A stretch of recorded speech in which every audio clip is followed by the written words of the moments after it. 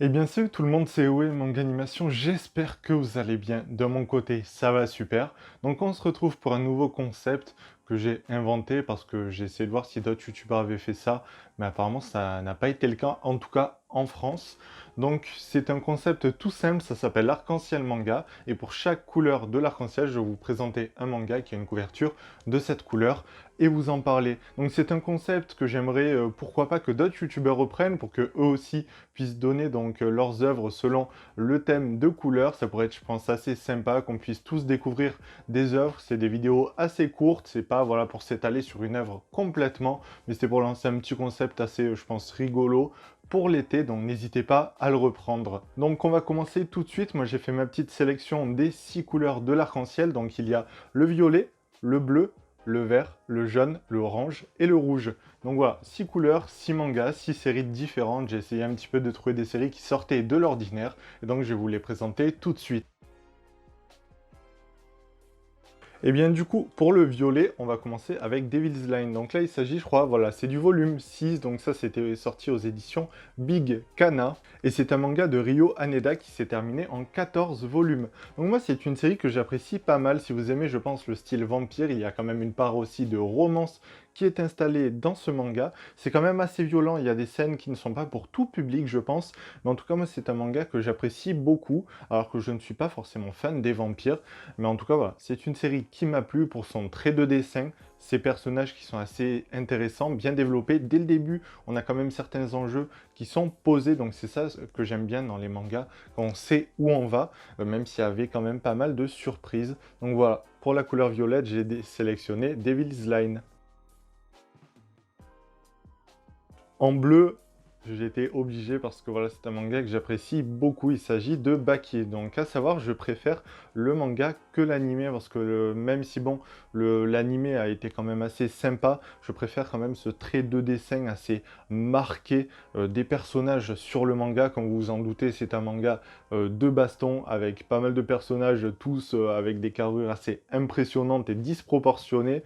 Donc, ce qui me plaît dans ce manga, c'est les différents styles d'arts martiaux. Il y a quand même pas mal de petites explications dessus. C'est quand même une série assez détente, hein. Ne vous attendez pas au scénario le plus développé au monde.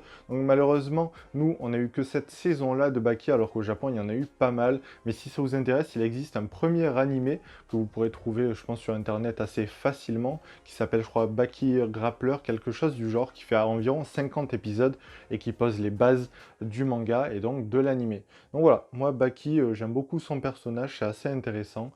Parce que bon, moi j'apprécie aussi beaucoup ce style rétro, et quand il y a pas mal de bastons, c'est un manga, donc voilà, qui me plaît.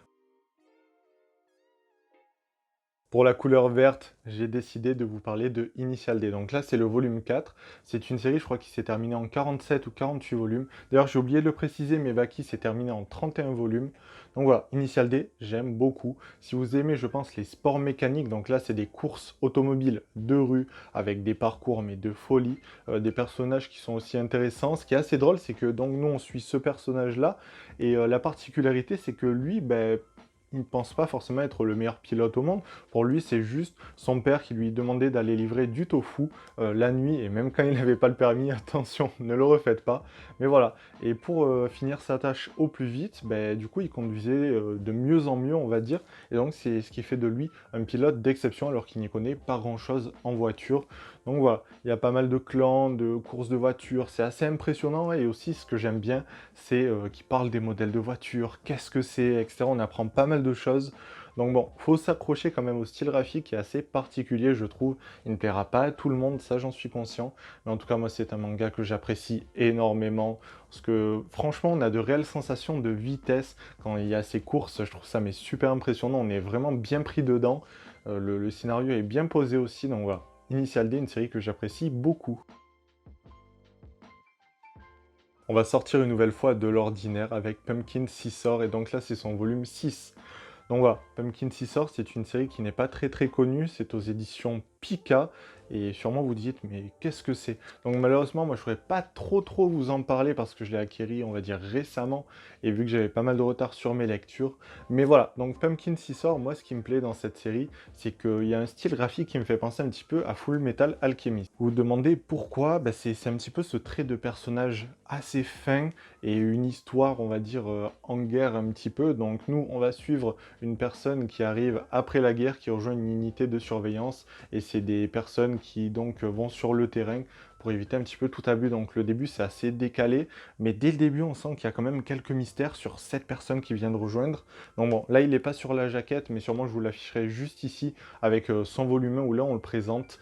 Et voilà, moi ce que j'aime beaucoup c'est aussi l'évolution du trait graphique de l'auteur qui est quand même assez croissant. Franchement il nous propose de belles planches. Le scénario est intéressant parce que moi ce que j'ai envie de savoir c'est d'où vient ce personnage, son passé. Parce qu'apparemment il vient d'une unité qui est apparemment, qu'on soit allié ou ennemi, il ne fallait pas les croiser, alors que quand on le voit, il a l'air quand même assez gentil, un petit peu mystérieux, mais il a beaucoup de marques de guerre. Donc voilà, hâte de découvrir donc d'où vient ce personnage et de qui s'agit-il. Pour le Orange, bon, c'est déjà une série un petit peu plus connue. Il s'agit de Vinland Saga. Donc j'avais d'autres séries dans le Orange que j'avais envie de vous parler, mais vu que je suis pas ou peu avancé dans ma lecture, il y avait par exemple IQ, Slam Dunk avec sa première édition par exemple. Donc voilà, j'ai préféré vous parler de Vinland parce que là, je suis quasiment à jour dessus. Donc là, c'est le volume 15.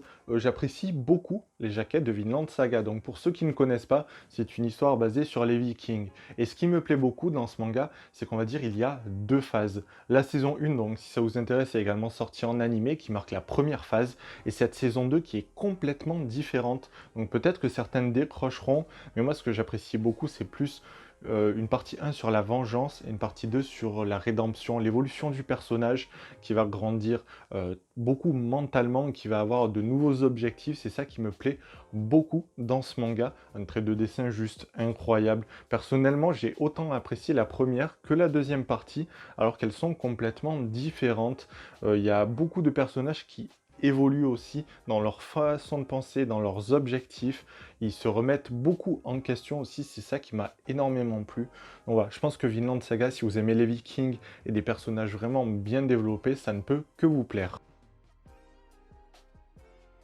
Et donc on va parler après ça aussi de Spice and Wolf. Donc Spice and Wolf c'est une série terminée en 16 volumes, donc là c'est le volume 5, c'est aux éditions Ototo. Donc je n'ai que le début, donc je ne pourrais pas vous en parler énormément, mais moi c'est une série que j'apprécie aussi beaucoup. Donc on va suivre un marchand qui navigue entre les villages pour vendre ses ressources, faire des achats, voilà. C'est ça qui me plaît, de ce système un petit peu monétaire d'évolution du personnage, mais il n'est pas tout seul, il est accompagné d'une divinité des champs qui est donc le personnage juste ici et qui elle a pour quête de retourner dans son village natal qu'elle a délaissé, je crois, il y a plusieurs centaines ou milliers d'années même.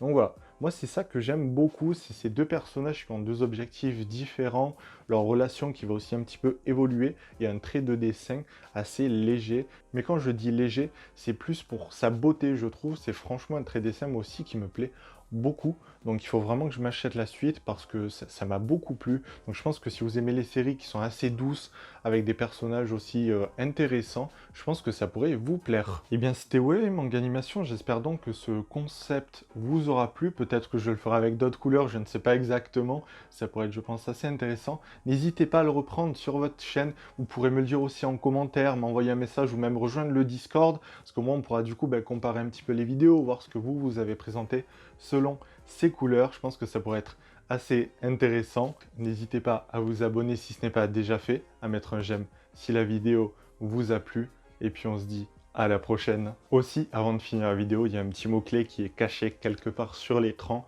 donc n'hésitez pas à aller sur la chaîne d'Authentique, vous comprendrez. Donc voilà.